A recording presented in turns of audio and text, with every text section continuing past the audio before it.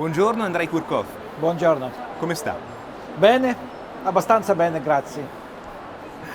Parliamo dell'Orecchio di Kiev, un romanzo divertente, intenso, ricco di emozioni, un romanzo da leggere che parte con un incidente. Non è esattamente un incidente, quello causato da una sciabolata, però parte tutto con un orecchio, l'orecchio di cui si parla nel titolo. Come Gogol parlava di un naso, lei parla di orecchi. Raccontiamo qualcosa di questo libro. Well, first of all, the novel is about the most horrible years in Ukraine because between 1918 and 1921 we had a civil war after October Revolution of 1917 with 6 armies fighting each other, and 2 of these armies were fighting for independent Ukraine. Of course, the most powerful force was the Bolsheviks, who, with lots of violence, in the end, in 1921, managed to occupy all of Ukraine and to turn it into the Soviet Republic.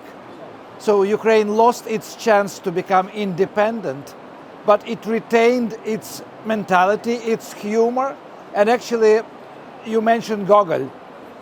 Gogol brought humor to Russian literature, but lots of humor remained on Ukrainian soil, even in the worst of times. So I think black humor and dramatic humor is part of this book.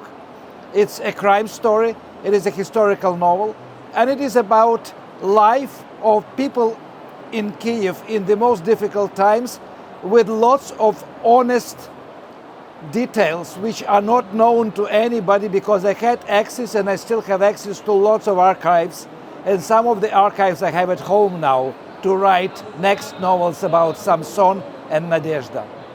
Quello di giustizia è un concetto che trova uno spazio rilevante nel suo libro. Un estratto riportato anche sulla quarta di copertina recita: viviamo in tempi in cui a volte proprio non si capisce dov'è il bene e dov'è il male, e su questa ambiguità si gioca anche parte della potenza comica da un certo punto di vista del suo libro. È d'accordo?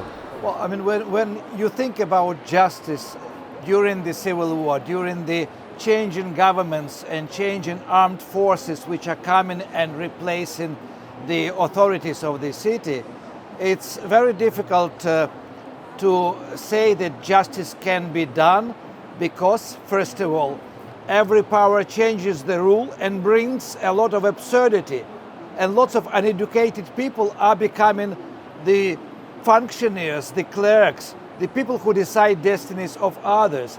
So there is an imbalance between so-called justice and morality.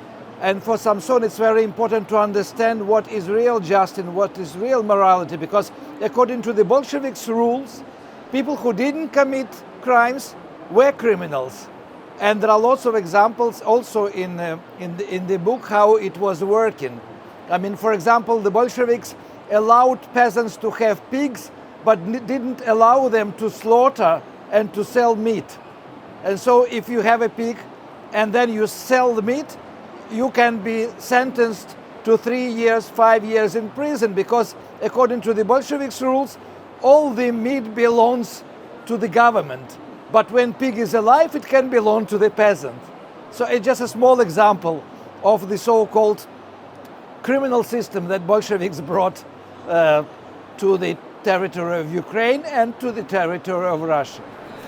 Parliamo di Europa, parliamo del premio Strega europeo. Che effetto le fa? Quali sono le sensazioni delle attenzioni ricevute dall'Orecchio di Kiev questo importante riconoscimento? I knew for many years about Strega Italiano and Premio Strega, and I know how important it is for Italian readers and publishers, and I never could imagine that one of my books will be nominated one day for Premio Strega Europea. I'm very touched, I am very honored. I'm almost proud, but I don't want to show it. But it's a great, I would say, a great news for me, and especially because it is for my newest book that I am nominated, for the book about my favorite Kiev, where I spent all my life except first 2 years, and for the book, the topic of which is so important for me, the history of Kiev, in the context of history of Ukraine, in the context of the fight of Ukraine for independence, which lasted so many years. Molte grazie Andrei Kurkov. Molte grazie. L'orecchio di Kiev è pubblicato dalle edizioni Marsini.